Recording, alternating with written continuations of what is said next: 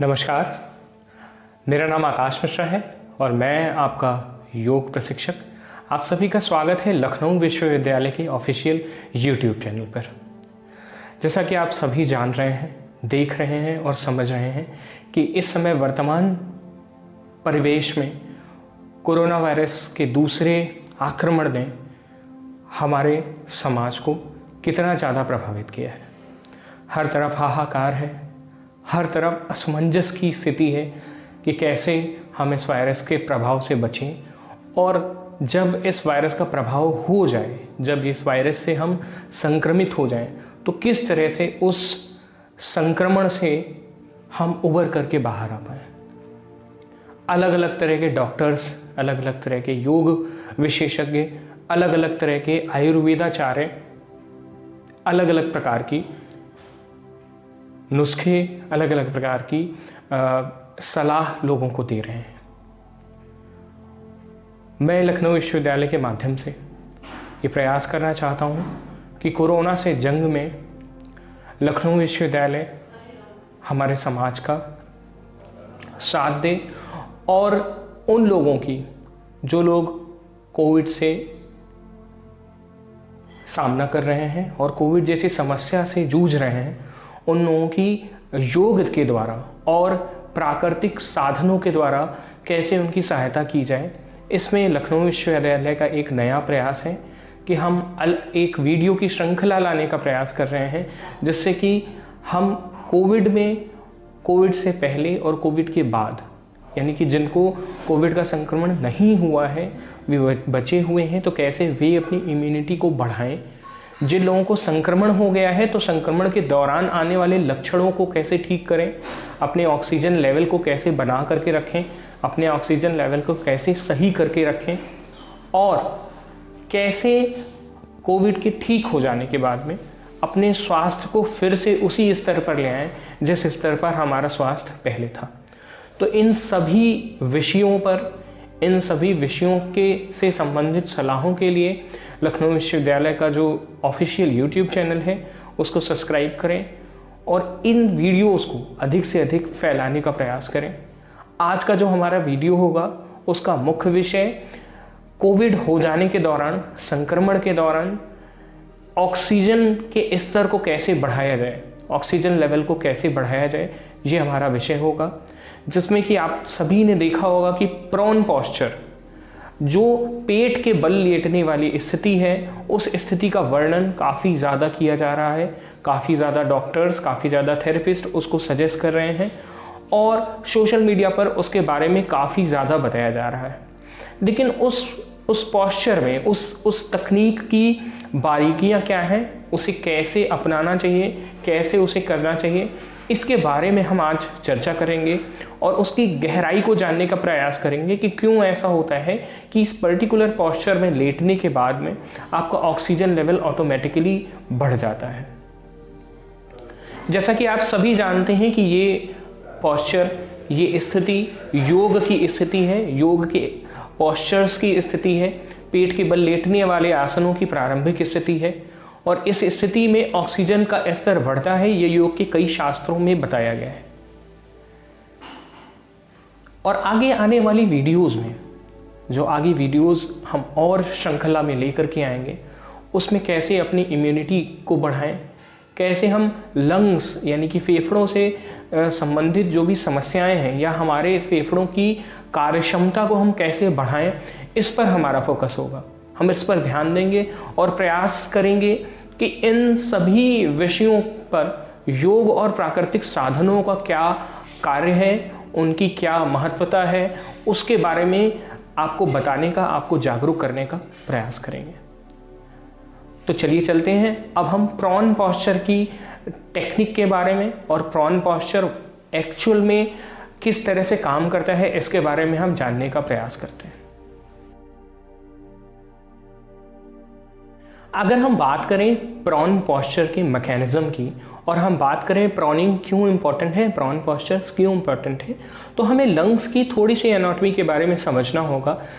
Lungs में जब हम गहराई में जा कर के देखते हैं तो छोटे छोटे छिद्र होते हैं जिनको एल्वुलस बोलते हैं और उनसे संबंधित कैपिलरीज होती हैं ऑक्सीजन जब हम इनहेल करते हैं तो एल्वुलस से होते हुए उनसे रिलेटेड कैपिलरीज में ऑक्सीजन जाती है और कैपिलरीज से एल्वुलस से होते हुए CO2 बाहर की ओर जाती है।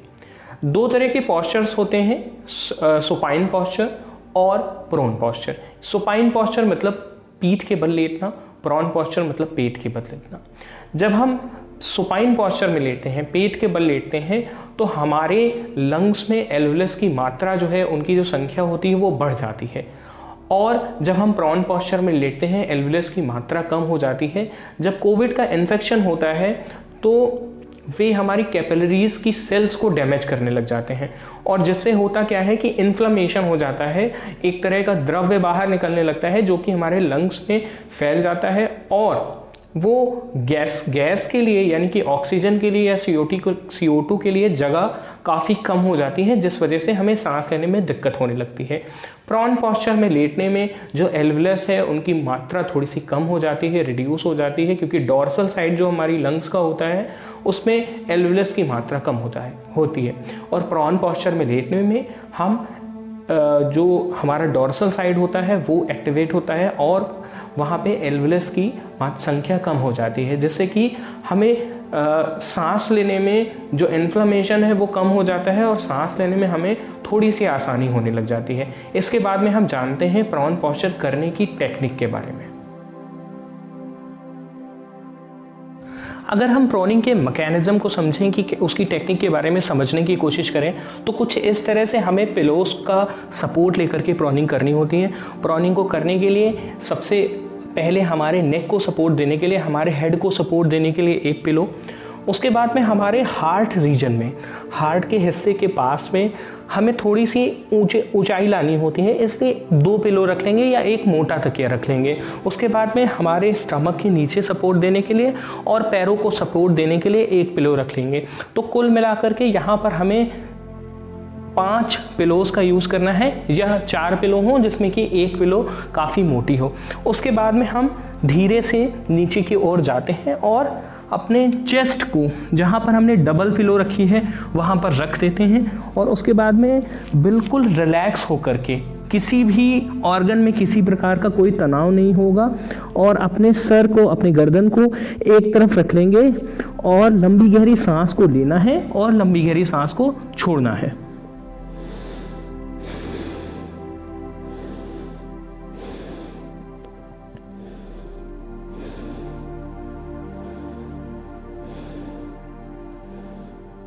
इसी पॉस्चर में काफ़ी देर तक हमें लेटे रहना है। हमें प्रॉनिंग को करते हुए किस तरह की और चीज़ों के बारे में ध्यान रखना है, हमें और किन चीज़ों के बारे में ध्यान रखना है जब हम प्रॉनिंग कर रहे होते हैं, ये हम वीडियो के अगले सेगमेंट में अभी आपको बताते हैं। तो ये तरीका है कि प्रॉनिंग कैसे करना है। इस तरीके से आप अपने ऑक्सीजन लेवल को इंस्टेंट बढ़ा सकते हैं। इससे जुड़ी हुई जो सावधानियां हैं, क्या हमें ध्यान रखना ही चाहिए प्रॉनिंग को करते हुए, वे हम अगले सेगमेंट में देखते हैं। प्रॉनिंग को करते हुए सावधानियों के बारे में अगर हम बात करें तो सबसे पहली बात तो ये है कि 94 ऑक्सीजन लेवल से नीचे या उतने ऑक्सीजन लेवल होने पर ही प्रॉनिंग की प्रैक्टिस करनी चाहिए, प्रॉनिंग पॉस्चर पे लेटना चाहिए। दूसरी चीज़ ये है कि प्रॉनिंग में हमें 30 मिनट से लेकर के 2 घंटे तक हमें रहना है। इससे ज़्यादा रहने की आवश्यकता नहीं है। हमें अपने स्टमक को बिल्कुल प्रेशर फ्री रखना है, किसी प्रकार का दबाव हमारे स्टमक पर नहीं आना चाहिए। डायफ्राम बिल्कुल हमारा रिलैक्स होना चाहिए, खुला होना चाहिए। तीसरी चीज़ ये है कि अगर किसी प्रकार की कोई सर्जरी स्टमक से रिलेटेड हुई है या बैक पेन बहुत सीवियर होता है और किसी अन्य तरह की अगर आपको समस्या है तो आपके जो डॉक्टर या थेरेपिस्ट हैं उनकी सलाह लेने के बाद ही प्रॉन पॉस्चर को आप प्रैक्टिस करें। अगर आप प्रेगनेंसी की स्थिति में हैं तो प्रॉन पॉस्चर का बिल्कुल भी उसकी प्रैक्टिस नहीं करनी है। आपको ये ध्यान रखना है कि अगर स्थिति सीवियर है तो एक दिन में 16 घंटे बदल कर और रुक कर प्रॉन पॉस्चर की प्रैक्टिस की जा सकती है। प्रॉनिंग करने के दौरान हमें हमारा high BP, sugar level, oxygen level, इन सारी चीज़ों का ध्यान रखना होता है। हार्ट रेट, इन सारी चीज़ों के बारे में हमें सही से मॉनिटरिंग करनी होती है। और एक और एडवाइस भी है, प्रॉनिंग आप घर पे कर सकते हैं, लेकिन अगर आपके पास में आपके थेरेपिस्ट या आपके योग प्रशिक्षक या योग टीचर अवेलेबल हों तो प्लीज़ उनसे एक बार सलाह लेने के बाद में ही प्रॉनिंग पॉस्चर करें, क्योंकि कई बार ये देखा गया है कुछ समस्याएं भी आ जाती हैं, ऑक्सीजन लेवल बढ़ जाता है लेकिन कुछ समस्याएं भी आ जाती हैं। तो ऐसा नहीं है कि उन समस्याओं के होने के बाद आप प्रॉनिंग कर नहीं सकते हैं, लेकिन उनके तरीके थोड़े से बदल जाते हैं, उनके थोड़े तरीके अलग हो जाते हैं, जिनको करने के लिए आपको अपने थेरेपिस्ट से ही बात करनी होगी। थेरेपिस्ट से बात करके ही आपको प्रॉनिंग की प्रैक्टिस करनी चाहिए। अगर हम बात करें कि प्रॉनिंग करने से क्या फ़ायदा होगा, तो प्रॉनिंग करने से इंस्टेंटली, जैसे आपने कई वीडियोज़ में देखा होगा कि ऑक्सीजन लेवल काफ़ी ज़्यादा बढ़ जाता है, कम से कम 10 से 15 यूनिट तक ऑक्सीजन लेवल इंस्टेंट बढ़ जाता है। और लगातार इसकी प्रैक्टिस करने से जो हमारे फेफड़ों में इन्फ्लेमेशन होता है वो इन्फ्लेमेशन भी कम होने लग जाता है। इसके साथ में और जो प्राकृतिक साधन बताए गए हैं कोविड के प्रोटोकॉल में, कोविड के समय में आपको क्या नेचुरल चीज़ें करनी चाहिए, उन चीज़ों को साथ में करते हुए आप अपने ऑक्सीजन लेवल को बढ़ा सकते हैं। हम प्रयास करेंगे कि हमारे जो कोविड से जंग की वीडियोस की सीरीज़ है, इसमें एक वीडियो ऐसा भी बनाएं जिसमें कि प्राकृतिक साधनों से कैसे हम कोविड को हरा सकते हैं या कैसे कोविड को होने से रोक सकते हैं, हम उसके बारे में भी डिस्कशन करेंगे। तो आशा है आपको ये वीडियो अच्छा लगा होगा, नॉलेजेबल लगा होगा। प्लीज़ इस वीडियो को और लखनऊ विश्वविद्यालय के इस प्रयास को आगे बढ़ाइएगा, इसको शेयर करिएगा। शायद आपके एक वीडियो को शेयर करने से किसी की लाइफ में एक बड़ा चेंज आ सकता है। तो इस वीडियो को बिल्कुल अपने पास ना रखिए, इसको आगे बढ़ाने का प्रयास कीजिए। हमारे लखनऊ यूनिवर्सिटी के ऑफिशियल यूट्यूब चैनल को प्लीज़ सब्सक्राइब करें और जल्द ही हम इस सीरीज़ की और वीडियोस को लाने का प्रयास करेंगे। तो हमारे चैनल के साथ में जुड़े रहें, प्रयास करें कि जो आपके पास में अपडेट आए उस अपडेट को देखते रहें, स्वस्थ रहें, घर में रहें, आसपास के लोगों की मदद करते रहें, अपना और अपने आसपास के लोगों का मोटिवेशन लगातार बनाए रखें, पॉजिटिव रहें, पॉजिटिविटी को लगातार इंक्रीज़ करते रहें, जिससे कि आप अपने आसपास के लोगों को और अपने आप को या तो कोविड होने से बचा सकते हैं। अगर आपको संक्रमण हो गया है, अगर आप संक्रमित हो गए हैं, तो उस संक्रमण से जल्दी आप अपने आप को ठीक कर सकते हैं। नमस्कार।